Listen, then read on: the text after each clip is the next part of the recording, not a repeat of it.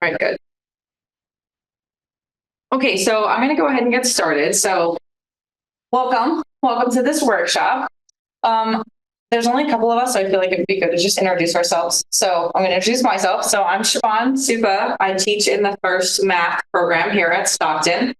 And so I think it'd be good if we just went around and said your name, what do you teach, and why did you choose to attend this workshop? Okay, so we'll start here. Yeah, I'm Doug Dean. I'm with the social work program. I am the undergraduate practical coordinator. Basically, I set up the internships, monitors them, and then also teach with the juniors a prep class to help them learn how to integrate the internship experience with classroom learning. Oh, great. And so, why did you come to this workshop? I don't know. It's tough to choose between the three. It still sounded interesting. I think it's important for our students, what we're seeing a trend of, and those people are and have experienced it. The research proves it out. Our students, I think, are coming in more and more with feelings of isolation. Social work is so important. They know how to collaborate, and they're coming in because of feeling kind of stuck. I think we saw a lot of post-COVID and probably other factors involved as well. But yeah, our students. So anyway, the topic seemed interesting. I think it's important because I think a lot of students come in, as they say, kind of stuck, feeling isolated, not feeling part of. Social work in particular has a lot of transfer students, sure, as opposed to four-year students. Right. They have a lot transitioning in because they're automatically in our junior and senior sequencing. It's very intense for them to jump into that, as well as learn about the larger university community and all its resources. It's about really overwhelming. Well, welcome. I'm not sure if we're exactly hit that, but that's great. We're just introducing ourselves. So we're saying our names, what program we teach or where we teach or what we do at Stockton, and then why you decided to come to attend this workshop. My name is Christina Raleigh. I'm a professor of RU and I teach 2D design and background in design. I decided to come because I think that a lot of the arts community collaborate with other schools and help work together. So I thought it was like a nice introduction to do that. Great. Hey everyone, I'm Jimmy Hamill, pronounced he, him. I'm with First Writing Program, and I think what drew me to this was being a junior faculty can feel really isolating when you're like on the tenure track, you're just trying to focus on like keeping your butt in your job. And I'm having an opportunity to co-teach with one of my colleagues this fall for the first time. It made me realize like how isolated I had been feeling in general. So I'm trying to think about now that I'm more comfortable here, I kind of know Stockton a little bit better, how can I start branching out and just building wider networks, not only within my program, but across programs, across schools. Sure. So Harvey, I teach instructional technology. Run the IFP. I kind of miss that. I kind of miss the work with people, get to know tracking across the board. So, okay, great. We're just introducing ourselves. So we're saying our name, what we teach or do here at Stockton, and then why you decided to come to this workshop. My name is Ron Tinsley. I'm a professor in the School of Education. It was the most interesting second step. Awesome, welcome. I think to some degree isolation is nature, I think, but that's an outlook on aging and what is. But I think there are ways to counteract it. I don't think it's that's crap, perhaps. Yeah. Nobody asks, you don't tell, and then nobody ever asks anything anymore. Right. Adam? Hi, everybody. Adam Aguiar. I'm a professor of biology. And I'm coming to this particular presentation, A, because I'm helping man the Zoom recording, but B, I chose to do it in this one because I thought it looked the most interesting, as well as the value on collaboration that you put on the title, I wasn't as interested in applying that to teaching as to scholarship. So I thought maybe I can pull out some trinkets to my scholarship because I'm junior faculty as well. And maybe I could, use that to mine. So That's fair. I'm not sure that this will help you, but we'll see. And for those of us on Zoom, would you mind introducing yourself, saying what program you teach or what you do here at Stockton and why you're interested in this workshop? Can we start with Abigail? Sure. My name is Abby Laird. I'm an instructional designer in the CTLD, and I thought this looked really interesting because we help faculty design courses, and especially if they're teaching online, sometimes students can feel pretty isolated. So I thought maybe we could pick up some good tips from here. Okay, great. Nate? Hey, my name is Nate Morrell. I'm a mental health counselor. I thought this would be cool because isolation seems like one of the biggest challenges right now. So anything I can do to kind of support connection interests me. So thanks for creating the workshop. Wonderful. Thanks for coming. Tate?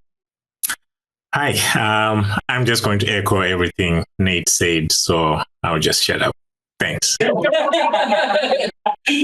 Elise? Hi, I'm the Sobel Internship Coordinator, and I teach Perspectives on Childhood. And yeah, there was a couple of interesting things during this session, and this one just seemed the most to call to me and help me to really connect with my students through some of the techniques that were, prompted in the questions. Okay, great. All right. Well, thank you everybody for coming. I see we have a very wide variety of reasons for why we're here. I don't think I'm going to address some of the reasons, but I'm just going to talk. So I'm here to talk to you about how to reduce feelings of isolation in us as teachers specifically by collaborating as teachers here at Stockton or across other universities, if that's something that you have in mind. See if I can get this going. Okay.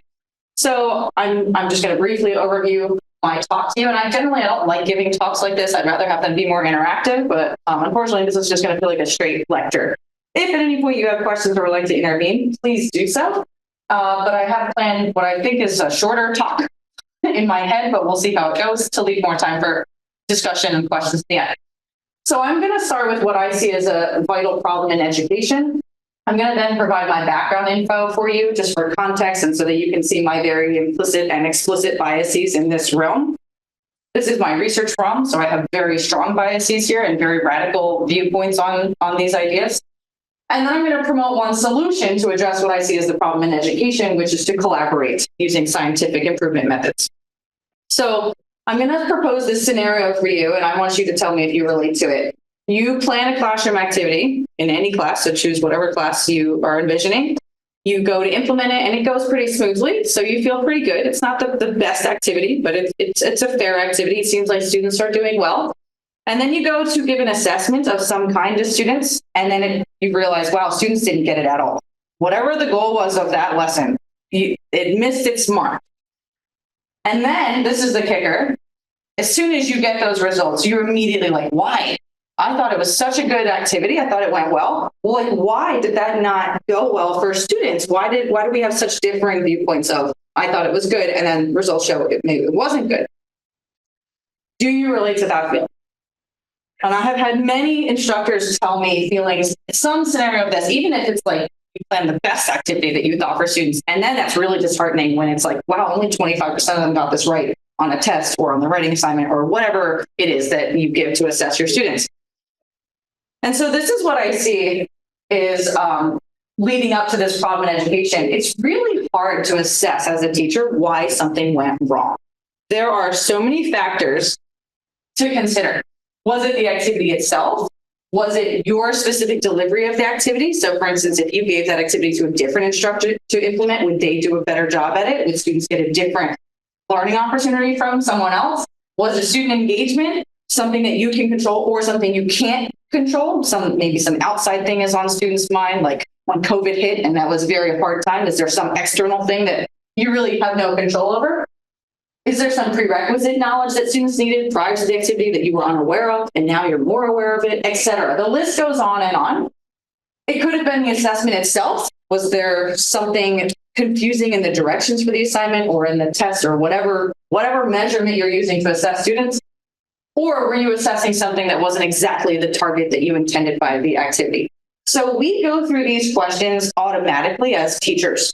We make these decisions almost within seconds without even realizing that we're doing that. It's very implicit and you do so automatically. If not, you wouldn't change what you're doing in the following semester. You use information you're gathering this semester, and if you're teaching the same course or a similar course, you then make adjustments based on what you just saw. It's extremely difficult though. So I would like to congratulate all of you if you teach anything. And if you don't teach anything and you're a parent, I would like to congratulate you because these are very intricate, complex problems. And in my view, you're asked to do that alone. And I see no explicit structure, at least in the United States, for where we can do this intricate problem-solving work together. And that's what we do, and that's what we're used to. So we tend to not challenge the status quo there. So I'm going to challenge that. I think that that's wrong. We plan alone, we teach alone, and then we reflect, typically alone. Sometimes if you're lucky, if you're on the tenure track line, then you have to write a reflection file and people give you feedback. And it's like, well, maybe you did this wrong in your teaching but typically we do every one of those stages alone. So now I'm going to get to this. I'm going to state what I see as a critical problem in education, which has been stated by numerous researchers in different ways. So 100 years ago, Dewey states that the best ideas are born with and retire with the best teachers. And this lament has been true for decades and continues to be true now. And I think that that's a huge issue in education because we're constantly reinventing the wheel. I'm constantly trying something that somebody else already tried with this exact subject matter, with this similar population of students. And they knew it didn't work, but I didn't get that knowledge from them. Another way of saying this is there's no explicit way to learn from the previous generation of teachers. So we have no knowledge base that stores the quote best activities for students for whatever subject matter or learning goals you have. This is not true of other professions, by the way. For example, now I don't know anything about this, but I'm going to name some other profession. Like if you're a pilot, so there's some professional knowledge base to become a pilot. And through their training, they learn about whatever this knowledge is. And the only reason I know this is because when I fly to conferences, I'm the last one off of the plane on purpose. And the pilots are usually waiting there for you, and everybody's thanking them. And then I'm the last one off on purpose so I can ask them questions. So I had asked these pilots, how long have you guys been training together? And they said, no, we don't train together. This is the first time we've ever met. And I remember being shocked by that answer. This is the first time you've met and you're flying the plane together? And they said, yeah, all pilots do that. And I was like, how? And their answer was, because we have training that has specific protocol for exactly what we should do in every situation. And then I said, well, how hard is every situation while you're flying? Isn't weather like idiosyncratic? And they were like, well, yes, but when someone comes up with a better technique and maneuver to make the plane more comfortable for passengers, we write it in our knowledge base. And that gets passed on to all pilots. I thought that was astounding. And if you think about trying to apply that to teaching, at least in this country, I keep saying in this country because Japan does lesson study, which is similar to what these pilots are talking about. So they do share their knowledge with other teachers. So if you were going to come in and try and teach my class, if there was some document or something I could hand you that's like, here's all the knowledge of my class, could you then come co-teach with me the way that the pilots fly a plane and have it be seamless? First of all, I don't think so. Because I think in the field of education, we're missing in some language, vocab to talk about the problems with learning. And I mean like student has a misconception. We don't even have another word other than misconception. We don't have the language to talk about things that as teachers, we know are true implicitly. We have this craft knowledge, but we don't even have the language to discuss what we see in class. But the field of piloting, they have that knowledge and they've come up with vocab that they need to talk about maneuvers in certain weather situations. Yeah. Another way of saying this is educators are told the targets they must achieve, but then are left largely on their own to figure out how to actually hit those targets. So again, this is a reminder through the years that teachers have been on their own. So even though we're all part of this teaching profession, we all relate to each other. We all have this empathetic, like, oh, students did this semester. And before you finish, everyone knows we all relate. But we still do most things alone. Like the heart of teaching, we do alone in this country. Okay, so that's the problem. So before I tell you about the solution, which is my very biased solution, I'm going to give you my background so you can understand where I'm coming from. So the first class I ever taught was a Calculus 1 course at University of Delaware. I was given a textbook, a very non-helpful textbook, and some example exams and an example syllabus. And I learned very quickly that those resources didn't help me whatsoever because I had no idea what to go in and teach in the actual classroom. At first, I was like, well, I'll just tell students read chapter 1. And like, that's it, I'm done. And then I realized like, I still have an hour to like sit here and lecture them about calculus. And I had no idea what to say or do. I planned my lessons alone, I taught alone, and then I reflected alone. And that was very isolating, especially because it was my first time teaching. And it went awful. Students, the results were like 50% failed, and I was freaking out as a new first-time instructor, and I had no idea why everybody failed. And what's worse is I had no one to bounce ideas off of or help me problem solve why everybody failed. Like, what did I do? I thought I gave really like crystal clear explanations. And now I'm thinking maybe it's all those zillion other factors that had to do with why students didn't really get it. Then I encountered a different approach. When I started my PhD program in the School of Education at University of Delaware, I was asked to teach a course for them my first year there. And it was a course that I had never taken as a student and I had never taught before. And I remember freaking out to the max because I was like, well, I just taught calculus and I know calculus very well. And that didn't go well. So how awful is this going to go? They handed me a curriculum that had been created by and for course instructors.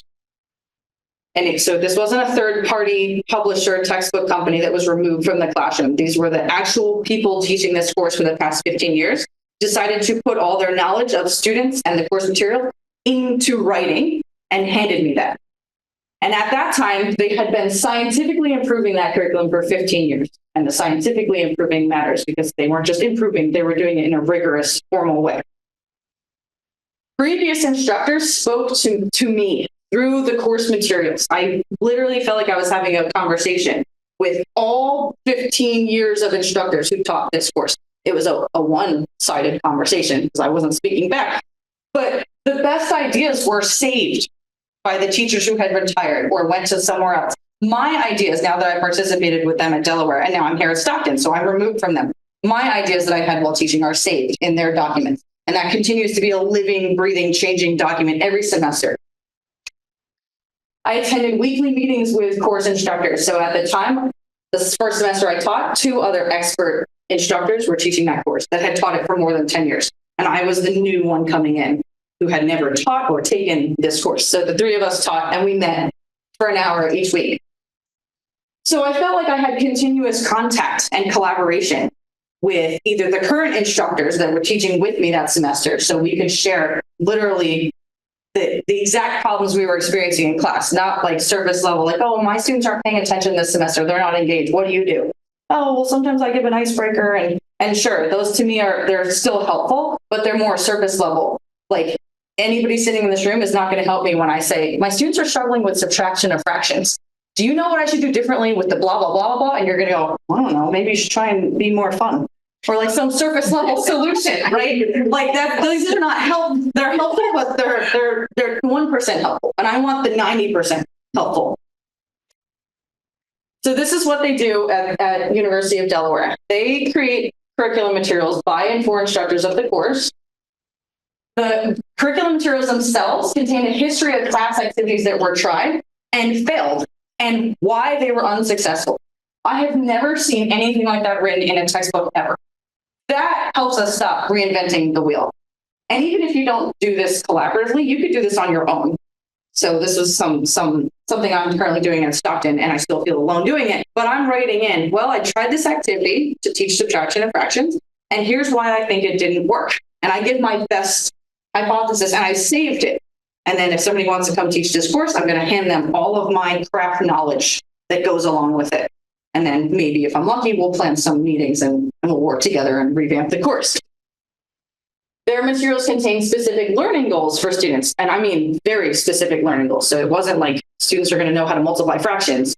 It was like the overarching goal for the next 2 weeks is students should know how to multiply fractions. And here are the 8 sub goals to help them achieve this big overarching goal, like crazy, well-articulated learning goals. They had rationales for why each activity was intended to target those learning goals. So not just putting the activity the way that the calculus textbook was doing for me, like here's what you should do, but telling me why. That way I could interact with the written curriculum in a different way than just like obeying what the curriculum says. Like now you're treating me as a valued contributor to this system.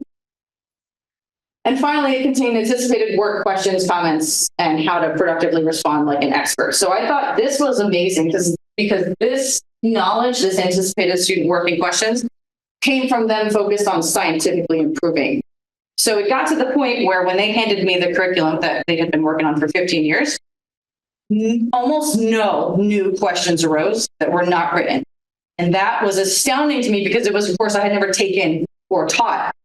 And so as I was teaching, sometimes I had their curriculum in front of me while I was up here. And like a student would ask a question, I would look down and it would be like, question 3, this is what the student is probably going to ask. And here's how to respond like an expert. And so I would just like, well, blah, blah, blah, blah, blah. And I would just read whatever that said. And the student would be like, oh, okay. And I would give a like, you understood how I just answered that? Because I didn't know the material of the class. And they'd be like, yeah, I got it. All right. And I would just leave it there. Like, and then it'll say like at minute 40, they'll probably ask this next question. And it was, I mean, wow, down to the minute they were able to do that. It was very awesome. Okay. So now the weekly meeting. We did a few things at the meetings. It depended on what was going on throughout the semester. So usually we reflected on how the week's lessons went. So if I noticed something that wasn't in the written curriculum, and this was shocking because this really made me feel valued as a novice, they would have their lesson plans open and the expert person would be writing in what I'm saying. Like I would say like, well, you know, this said it would take this long, but it took me this long. And she would ask, well, why? What did you do? And she cared about what exactly did you do in class? Because we did something different. And now let's talk about that variation, because the variation in our teaching might lead to variation in student results. And we need to know that now so that we can analyze the results together. And we're reducing the factors that could be the reason for why students don't get it or why students do get it. We want to know both. We then prepared for the following week's lessons at these meetings as well. And usually I would ask questions because I was very new at this course. So I would say, I don't understand why we're doing this, why this activity. And she would be there typing away. And I asked her one day, what are you typing in there? And she said, oh, I'm typing your questions into the lesson plan so that future instructor, if they have these same questions, I'm going to put the answer in here. And I was like, oh my gosh, like I'm talking to future instructors and I'm talking to the past instructors, and it's all through a written artifact. To me, it was astounding. I've never seen a system like that. We had common exams, and so we graded exams together. This was unbelievably collaborative. We would get to the point where we decided the exam questions that are subjective, like they're like open-ended essay type questions in math, we feel like everything should be objective, but it's not. And so we would all grade, the three of us would put the whole pile of 250 exams and we would all grade it together. It didn't matter which student because we're all teaching the same thing. So it's like more collaborative than I've ever felt in my life. And so I would ask, well, student said this, how would you guys grade that? And you would get to have a conversation right there, which is so helpful for students because it makes the assessment, even grading the assessment, fair across all sections. And then, this was the best part for me, we would analyze the results together. And so we would say, wow, everybody missed question 5 across all sections. So now I don't feel alone anymore, right? It's like, well, everybody missed question 5. So I don't feel like it's a personal attack on me anymore. I can remove myself and just analyze the teaching. What did we do in that lesson that was supposed to target that assessment question, and why are they not getting it? And then we would go through and we would talk through all those hypotheses together. Unbelievably helpful.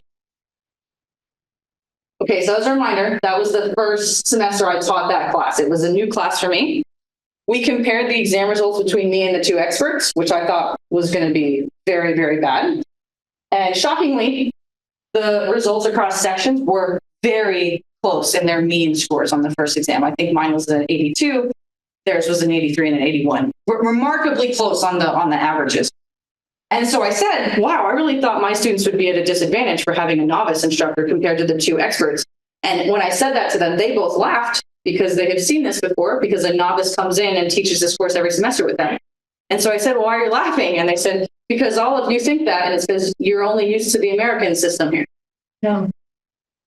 And I said, well, what, is there another system? And that's when they said, yeah, Japan, they wouldn't, you would feel obvious if you went and taught there. It would be obvious that they've reduced the gap between novice and expert. But so according to them, we're behind the times over here in the US. But the point is, I felt very supported. And I felt like I was part of a group working together to improve student learning. We all had a common goal. We all shared common learning goals for students, and we were all problem solving together about why students didn't get something or why they did get something. At Stockton, I taught the first time I taught here, which was about 6 years ago. It was a new class for me, new population of students. There were 10 of us teaching the same course, and naive me was like, they're going to hand me some curriculum that they've all been improving for 20 years, and it's going to have all their knowledge in it. And it's going to be great. Well, that wasn't the case. There was no common curriculum. I didn't even have a textbook. They were like, well, we just kind of do, whatever we want. And I was like, what? And they're like, yeah, academic freedom. And I was like, what? So there were no common exams. I felt very overwhelmed. No, my colleagues, very supportive. It's not that they weren't supportive. Everybody was like, here's my syllabus, and here's my PowerPoint slides, and here's my exams. And I was like, but there's 10 of you. Like, who do I follow? It was so overwhelmed. Unsurprisingly, that semester, I had the largest failure rate across all 10 instructors because I had no idea what I was doing with these students. And I was teaching a level of rigor that was beyond what I thought for Stockton students.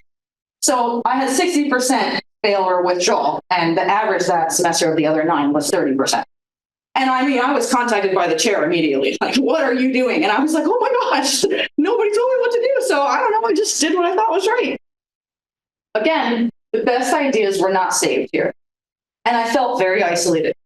And it was clear that the instructors that had been here for 15 plus years, they knew things already. I remember I had a hallway conversation, because those are sometimes helpful if you can get more deep, right? So I forced her to, like, let's go deeper. I did this with students. I introduced whatever it was, domain and range by letting students discover it. It's just, you can't let students discover that. They will never discover it on their own. You know, the whole discovery learning things. And like, and I was like, how do you know that? And she's like, because I've tried for 5 years. I've tried. You just have to lecture. And I was like, you know this? And she's like, yeah. Does everybody know this? Those of us that have been here, why isn't it written down somewhere? I couldn't believe it was like common knowledge among the experience. I shouldn't say experts. It's experience. And it was not common knowledge for us new instructors here. We can avoid this. And that's what I wanted to get to. I believe very strongly in this radical view that people tell me you'll never get that to happen at Stockton. I disagree. And I will keep pushing for this because I do think it can happen, but it's very difficult. So I'm going to play out how it can happen.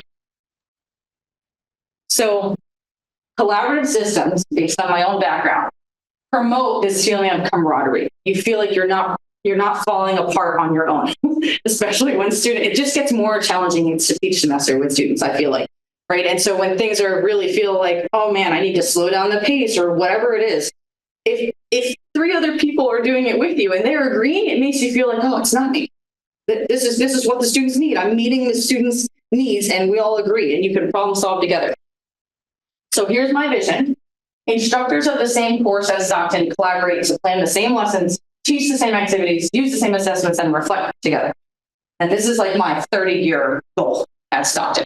There's no way this is not going to happen. I've been pushing this for 6 years since I've been here. And finally, I got someone to do it with me. So it can happen, but this is a very lofty goal. But I think that this is super helpful. And I know many of us, because at Stockton, we have a different curriculum. We teach G courses that maybe nobody else teaches. You could still find similarities in a course that someone else teaches that's like your G course and promote this collaborative idea. So how can we get there? So first, the scientific idea I've kind of been avoiding a little bit. This is important, and it's really important to me, but I'm just going to touch on it briefly. So scientific improvement systems focus on rigorously analyzing student work to then make changes to the curriculum. And in order to do that, you need to have shared learning goals. That's the number one. If you're going to work collaboratively with someone on teaching, you have to have the same goals, or else it doesn't make sense to work together. You then you use evidence of student learning to drive revisions to the curriculum. This is easier said than done. I think many of us, when we go to, now I come from a math background, so I'm thinking of grading math final exams or something. Most of us, when we're grading writing assignments or whatever it is that you're grading, you kind of get a feeling halfway through of, like you're either really glad, like, oh, this is great, like students are doing great, or you feel frustrated halfway through. You're like, man, they really didn't get anything, and you don't know why. But most of us don't actually go and collect formal data to support that. So I have a feeling that most of my students didn't get the subtraction or fractions question right on the final exam, but I don't know the exact number. But now I do, because I use their formal system. So now I keep a spreadsheet of the final exam specifically, and it's got all the questions on the exam, 1 through 30, and it has the percent of students who got that question correct. And so now I'm relying less on my feelings and more on formal objective data. And when I started doing that, I was surprised that the feelings I was feeling while grading, it was only like a couple students who weren't getting it. It was more like, wow, 80% of them got this right. I was just feeling that frustrated feeling while grading one student's work that was just completely off the rails. And that negative feeling took over and dominated because I just want everybody to pass, right? So the more you can collect formal data and use that instead of your feeling in the moment, the easier it's going to be to drive revisions to the curriculum, and the faster you'll make revisions that work in the future. And then the most important part of this is to gather and store your knowledge, because that addresses the problem I started with, which is that the best ideas are born with and retire with the best teachers. And we're trying to avoid that. So share your best ideas with other people who teach similar courses. What are some of the barriers to doing this at Stockton? Again, I've been trying to push these ideas for 6 years, so I have encountered all of the barriers that I think could happen. But maybe there are others. I've encountered them in math. So here's one barrier. Instructors will say, our classrooms are all unique. Students are too idiosyncratic to try to do the exact same lesson. So what your students in your class are different than my students in my class. Frankly, I don't agree with that, because if that were true, then you wouldn't be able to take your lessons this semester and use them next semester, because students are different next semester. So students are not that different. So I would say we should eliminate that assumption right away. That's more like a myth, and we have to change that assumption. The real issue, I think, is more that we probably don't share the same learning goals or the same teaching philosophy or whatever it is. Maybe I want to teach and promote more group work and you want to promote more lecture type, which is also fine, by the way. But maybe that's the discrepancy as to why we can't collaborate in a deep way. The solution, I think, is to work together to agree on the learning goals. And so this is where I started at Stockton. So 6 years ago, when all the 10 instructors handed me all their curriculum materials, and I looked at all of them and said, you guys are all doing different things for a class that has the same title. I mean, and extremely different things. It's not like if you go look at Calculus 1 and look at instructors from across the country, most people are doing the same thing. The same topics are covered. In the class that I was teaching here, some people were covering like probability and algebra, and others were covering functions and like multiplication of decimals. And I was like, I have no idea what the common goals are that we have.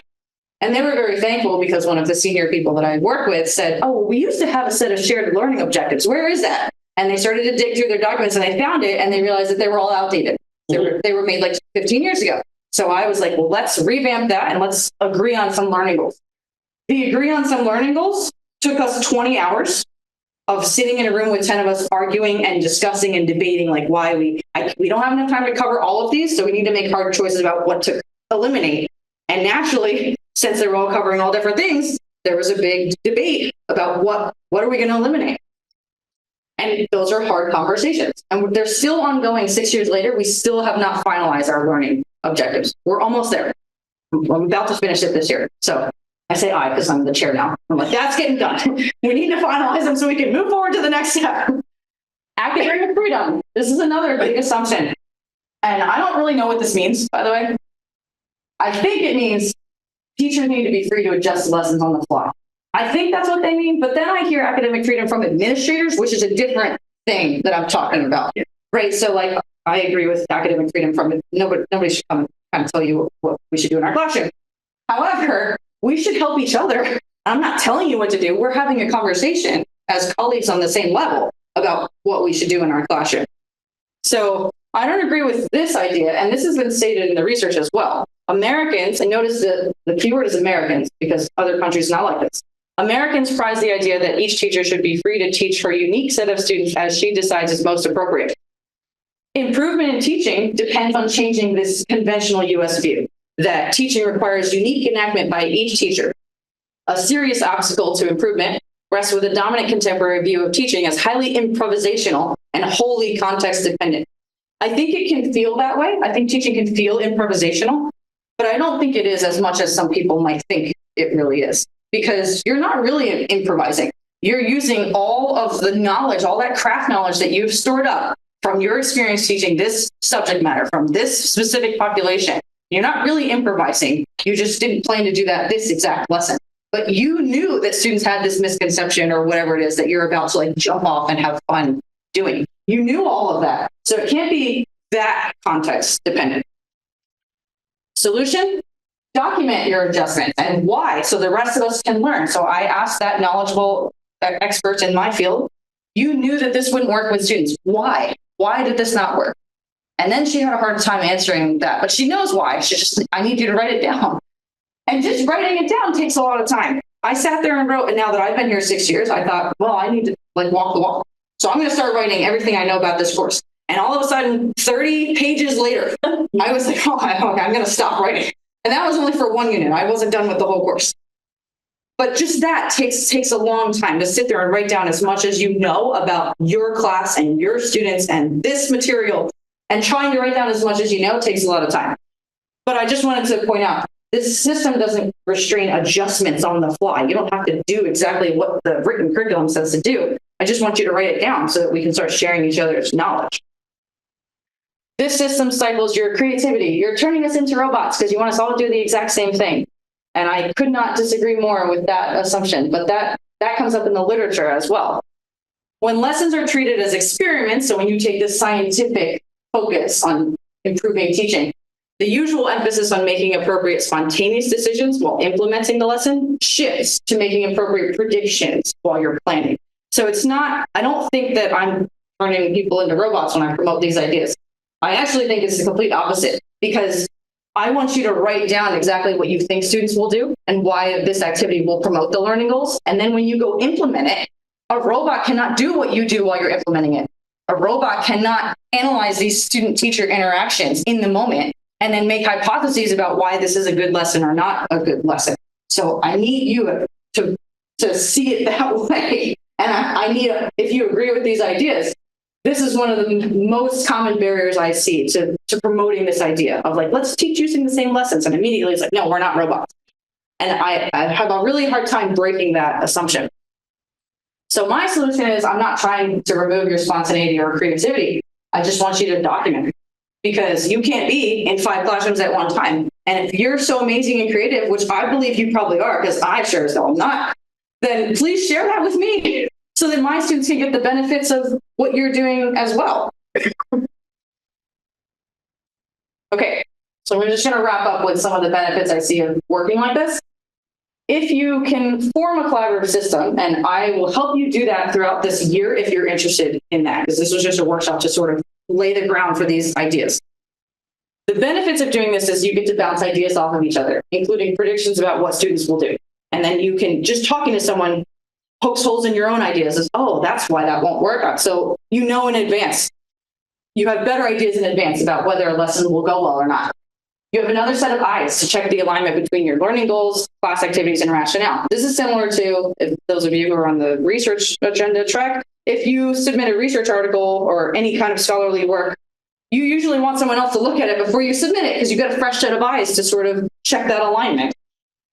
You feel less isolated. This is my main goal.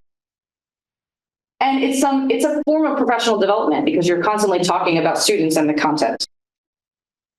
Finally, it speeds up the improvement process. So if you're looking for what can you do to help students next semester, that's a great goal to have. But this sort of system promotes what can you do better in 20 years from now. And then in my view, it offloads some of that work. 20 years from now, like when COVID hit at University of Delaware, because they all taught the same thing. I was over here making videos and stuff online to help students. They all split up the work. They were like, well, there's 5 of us teaching this semester. We have 30 lessons. So you go record 6, you go record 6. And I was like, that's so jealous. And then they just shared them across all sections. And it was like a 1/6 of the work, just like that. Meanwhile, we're over here all isolated, doing our own thing. I'm making 32 videos online. Yep. There are some drawbacks of working with these systems. It's very time consuming. You have to run changes by your colleague. So I noticed this when I started this improvement system with a new colleague that started last year. So her and I, we do everything together. We plan lessons together. We grade exams together. We then revise the curriculum. So we just did that from fall to spring.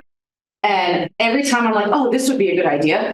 I can't just go type it out. I'm like, I'll just do that next semester. Nope, I have to email her right away. I'm like, what do you think about this idea? And so that's more time consuming than it seems. You have to document all changes and reasons why. You don't have to. This is just how to make this the most successful system it could be. You have to find time to discuss predictions about what students will do, find times to analyze the implementation.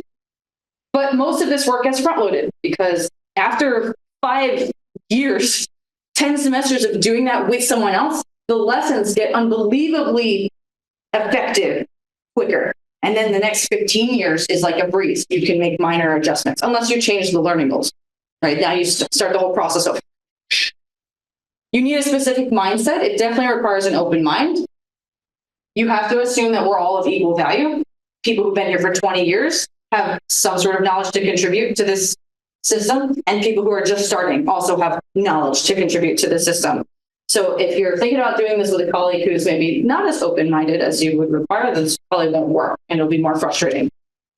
Experienced instructors can usually accurately predict how students will respond to a task, and they can help write those predictions in. But novice instructors can point out illogicalness or holes in the flow of a lesson because they're new and they're not immersed in the course the way that an expert would be. So, and those are just 2 examples, but anybody of all experience levels has some kind of knowledge to contribute that is helpful. So if you have that mindset, then this would be a good starting place. And I think that this would work out well. So here's the path that I see forward if you want to try this at Stockton. Do you have a colleague who teaches the same course as you or a similar course who shares similar learning goals for students or maybe has a similar teaching philosophy? Can you think of anyone like that? And it doesn't have to be at Stockton. It's helpful to be at Stockton just for logistic reasons, but we have Zoom and all kinds of technology now. So can you envision meeting for God knows how long? 6 years, maybe, to agree on a set of learning objectives for students, maybe some common assessment. Start there, start with those ideas and give yourself a pathway forward. And then maybe analyze some common assessments together and discuss hypotheses for why students are doing well or not doing well. You may already have this set up in your department here at Stockton. I don't know. From what I've heard, maybe the chemistry department, they have common exams or some other, I know one other program maybe has common exams, at least. The labs. The labs, yes, Yeah, common not labs. Lectures. Right. The lectures. Well, you have some groundwork that you could start. But then I heard nobody's analyzing the results together. Yeah. And then, that's why I said It's there. About common, all common stuff, but there's no reflection. Right. If you get to that point, discussions about differences in your classroom activities will probably naturally arise, which will then lead you down the path of, maybe we should do what's the best way to teach this in class. You don't have to do this for an entire course. If this seems like something you're interested in, I would discourage you from doing that. Instead, I would think try like 1 unit, whatever unit means in your course, or try up to 1 exam, whatever that might mean, or 1 lesson, or anything that seems more feasible. You don't have to have a big group. It could just be 2 of you. So the most success I had was I recruited somebody that just joined the university. That's the best, by the way, because a new person at Stockton needs help planning the course that they're about to teach. And so I asked her specifically, I was like, she emailed everybody, was like, can I have resources? And I was like, no, you can have mine. No one else's, because I didn't want her to get overwhelmed. So I asked her, will you please teach using my exact resources this semester? Don't change anything, just use them. And I know that some of them are very bad. Some of the lessons are awful. And I knew that, but that's why I want you to teach with them because I need your help. And so she agreed. So in the fall, she taught using my lessons, and she said it was very clear which lessons I spent the last 6 years improving because they felt so good in class, and exam results showed that students really, I spent a lot of time improving percents for students to understand percents. So I think that's a big deal. They can't find the tip on their bill or whatever, right? So I was like, let's hammer that home. And then once we got to probability, they were awful lessons. Like she was like, I don't know. What am I supposed to tell them? Well, and I was like, I don't know. Just tell them to read chapter 1. Just like go back to the calculus instructor. So then we improved them from fall to spring. So this just happened last year. So from fall to spring, we made changes. And now from spring over the summer, we met and we improved them from spring to this fall now. So this is our second iteration. It has been absolutely wonderful in spite of the time restrictions.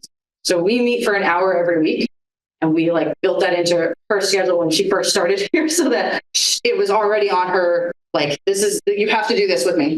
And she was like, do I have to? And I was like, yes, even though the answer was no. And now she's so happy that we do that because she felt very supported and not as isolated. So if you're interested in learning more, I'm going to host a workshop series with the CTLD this upcoming year for the entire year that focuses more on the scientific continuous improvement methods. I'll also do some collaboration depending on who wants to attend these sessions, but I didn't really give you a lot of the scientific improvement ideas and how to go about formally improving teaching. So if you're interested in that, I'm going to host a series. And then the following year, what I think we plan to do is if you do find someone that you can collaborate with on a course, then I'm going to host a series that involves collaborating successfully on whatever course you're working with. But then you have to come with somebody that you're collaborating with or a group or however. Okay. All right. I know that was a lot. Thank you for attending. And I'm going to open it up for a little bit of time for discussion or questions. Yeah, first, Siobhan, thank you so much for all this. This is so helpful and illuminating. I think one of the questions I'm curious about is just in your own like research sort of or other examples of this. The one thing I'm thinking about is like my context as a writing instructor, college writing. The way that you might evaluate the success of a text is probably going to look different from the way you evaluate the success of an exam. Absolutely. We could have 3 successful papers that have completely different reasons for that, but they all roughly achieve the goal. So I'm curious if you just know of like any research or did you have colleagues at Delaware or anyone who was more like in the humanities who was also implementing versions of this? Because that's the only wall that you're thinking right now. No. Yeah, totally.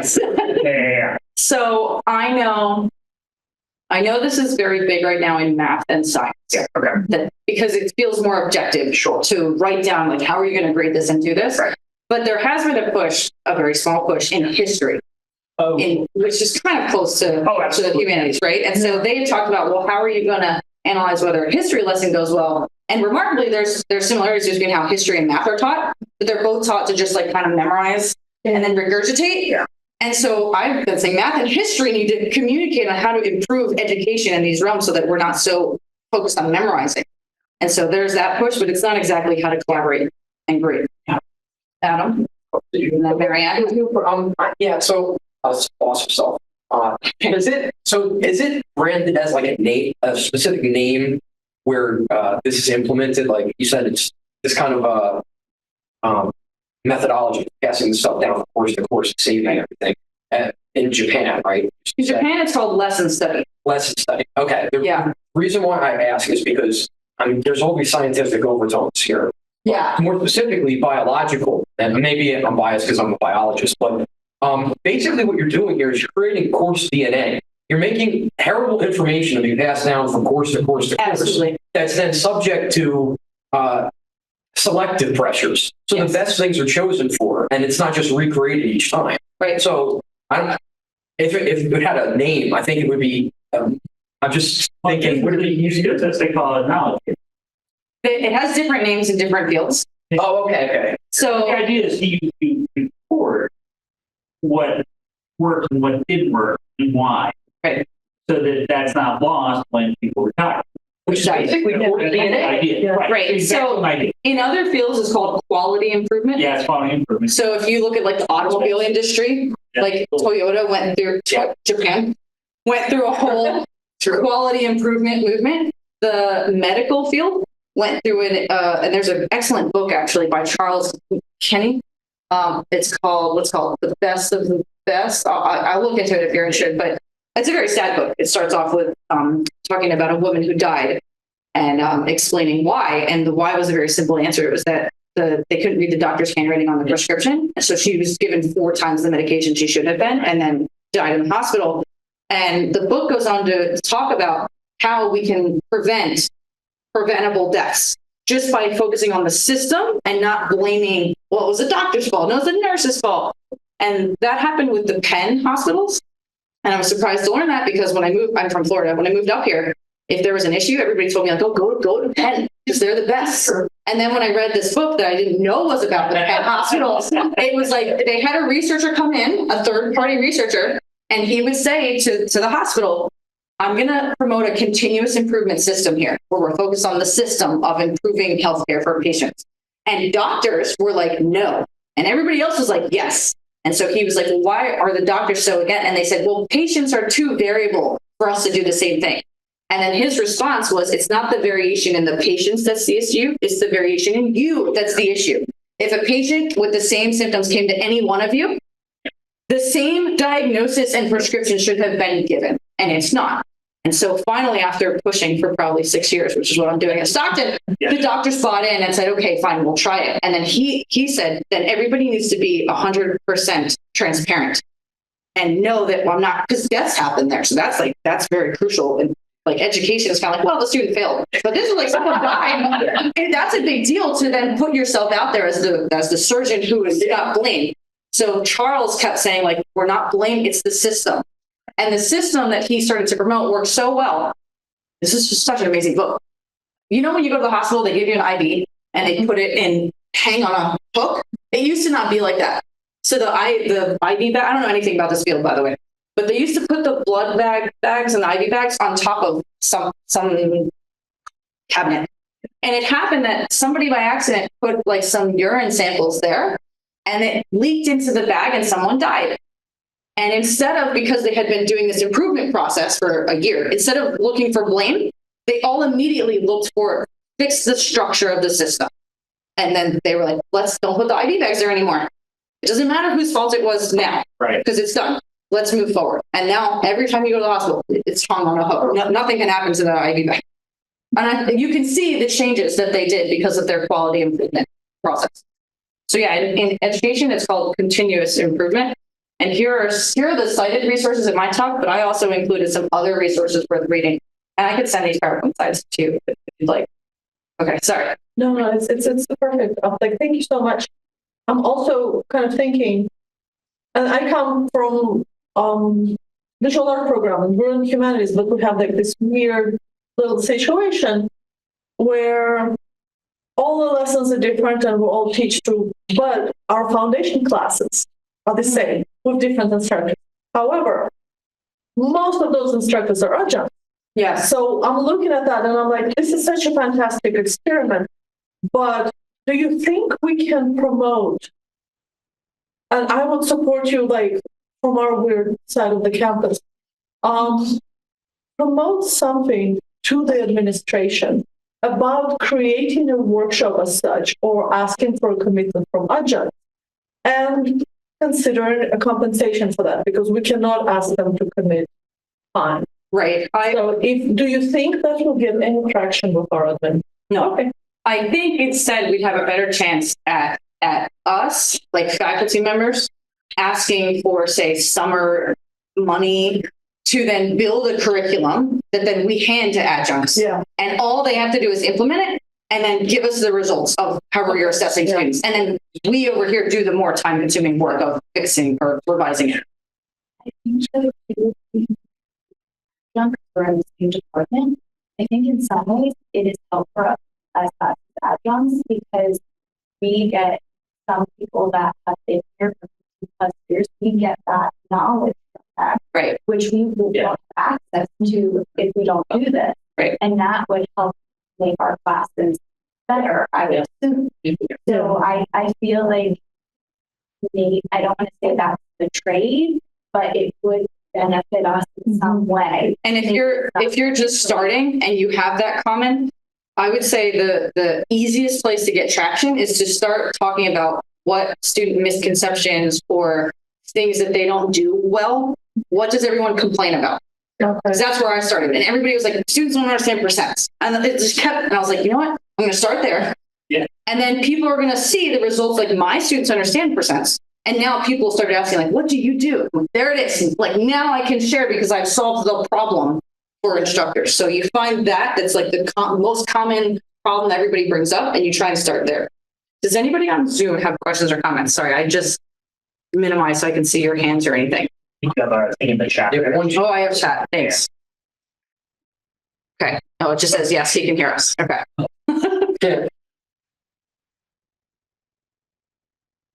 And you bring up a really, I mean, I think the idea is spot on.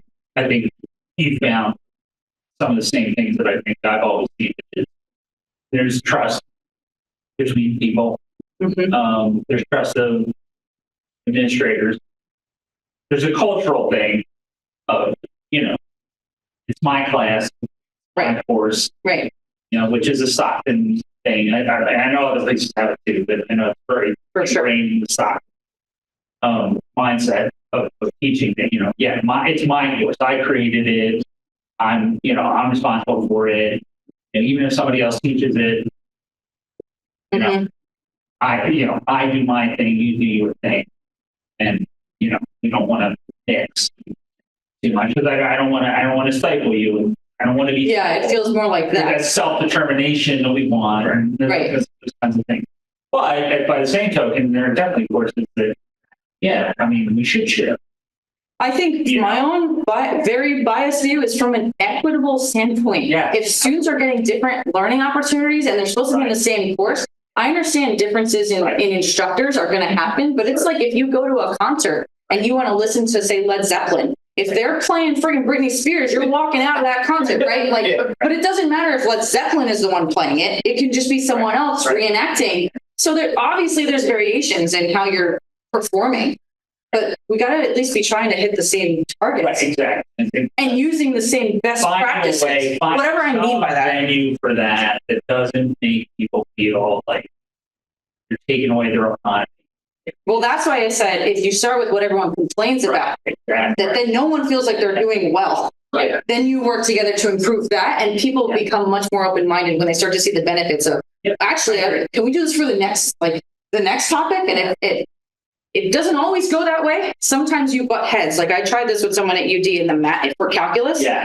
And he wanted to teach with a lecture focus, and I would teach with a group work focus. Yeah. And even though we had the same learning goals for content, we didn't have the same learning goals for teaching methods. So it just didn't work. We didn't hate each other. It just didn't work. Right.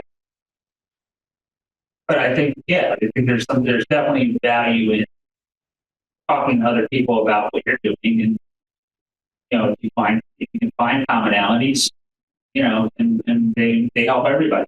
Right. Right. I mean, I think that's and on a deeper level. Like that's the goal. Absolutely. Because everybody's willing to help. But we have very supportive colleagues from what I hear at Stockton. Yeah. Like outside of my program, they're even supportive colleagues. It's how supportive are they willing to be to the depth that you want help problem solving, why something didn't go well in your class. I think when I first started, I didn't know as much about the learning objectives for the course. Right. As now, when I'm sharing more about the learning objectives, it helps create more focus for the course. Right. But it's only the way the course is structured myself. It's only like 4 learning objectives, but those are very broad. So right. Having them more broken down into what achieves that goal sometimes can be helpful. I agree with that. Absolutely. I'm gonna just because for sake of time, I'm gonna close out. I put my email address in the chat for those of you on Zoom in case you would like the PowerPoint slide. I can email it to you, or if you'd like any other references. For those of you that are here, I'm going to be here today. So if you wanted to stick around and chat about anything, you're welcome to do so. But you can email me anytime. And if you're still motivated to talk about these ideas, I look forward to seeing you at the CTLD workshop series. So coming here. Okay, thank you. Thank you so much, Ron. Thank you. Thank you.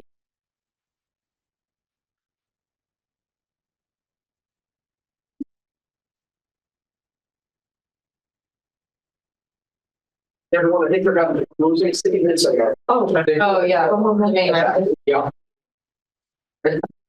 Yeah, you and I need to get one going. I was going to say too, because you and I both worked on the adjunct curriculum stuff, right? And it takes me to go there and it's comment before. Mhm. Yeah, because I just got all my materials uploaded like a month ago, and I'm Awesome. curious to see. Yeah. I want to figure out a way to get feedback from the adjuncts on what's working. Exactly. So, Right. yeah. That's the whole thing. Conversation. Feedback.